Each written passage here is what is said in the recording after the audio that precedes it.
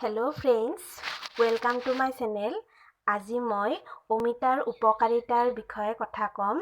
ভিডিঅটো আৰম্ভ কৰাৰ আগতে মোৰ চেনেলটো প্লিজ সাবস্ক্ৰাইবৰ ৰঙা বটনটো ক্লিক কৰি সাবস্ক্ৰাইব কৰিব আৰু ভিডিঅটো শেষলৈকে চাব।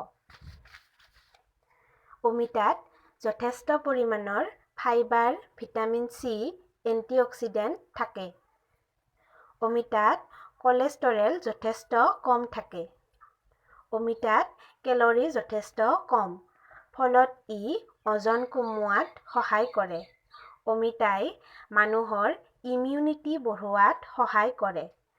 অমিতাত ভিটামিন এ যথেষ্ট পৰিমাণৰ থাকে, ফলত ই চকুৰ কাৰণে বহুত লাভদায়ক। অমিতাত পেপিন পোৱা যায় আৰু ই মানুহৰ হজমত সহায় কৰে।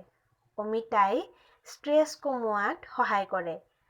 পকা অমিতা যদি আপুনি মুখমণ্ডলত লগাই ছালখন উজ্জ্বল হৈ উঠে আৰু ছালখন চাফা কৰাত সহায় কৰে।